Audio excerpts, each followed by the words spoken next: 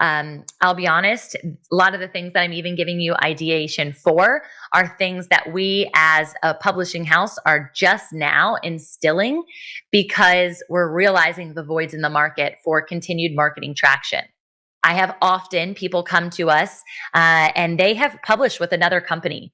And we do a lot of education on why would you publish with our company versus other companies. If you've never gotten inside of our app, it's completely free and you can see those. We also just newly developed our YouTube channel that has different playlists based on who you are as a messenger. So if you're an author, if you are an entrepreneur, if you are a business builder, if you're a nonprofit leader, you'll get to see these different genres of playlists. And you can click on that playlist and download everything and see everything as what does it mean to be a messenger, an author, a podcaster, a speaker, right? This will likely go into that specific bucket. All of that is the knowledge point that you have to move the needle with all of this and do your homework. So these authors are coming to us. They're going underneath a big publishing house, which like kudos, that's great. It sounds awesome. They want to publish alongside huge names. And yet those publishing houses are literally releasing upwards of 17,000 books a year. How in the world do you think they're going to go down a press release or marketing calendar with you? They don't even offer those things. You're a dime a dozen. And I don't say that lightly. I think they care about you. I also think they care about their bottom line. And we in Fit Press I would care about you. Yes, the bottom line is critical too. But the thing I care about is actually the multiplication of the good news. I care about the message actually changing hearts and transforming souls and breaking generational bondage and allowing people to have traction and transformation in their life that they otherwise wouldn't have. And this is everything from a children's book on into a devotional, on into a memoir, on into a fiction-based novel that's telling the truth. You guys, we publish all of those different realms and we love having conversations about it.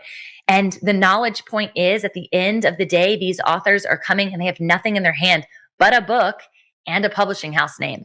And there's no traction to the plan. So things like this connected to PR and media releases are how traction is so critical.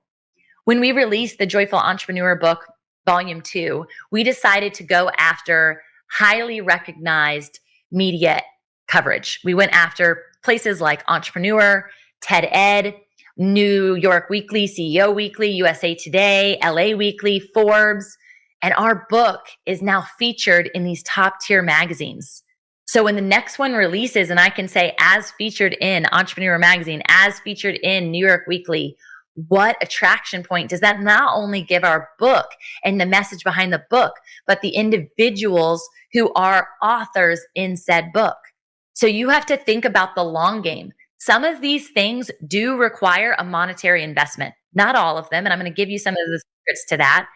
I want you to recognize the investment portion to your marketing plan is critical for the longevity of you as the messenger. Not always the book, but the book is how you position it. If you move on and you're like, gosh, I've only sold 100 copies. I guess this isn't that important to people. They're not interested. I'll just write another book because I love to write and you have that gifting and you know God's given you another message. We have messages upon messages upon messages as messengers, but I do not believe that your interest should stop after you've developed something so beautiful. So why not re-engage by putting yourself in these top tier magazines?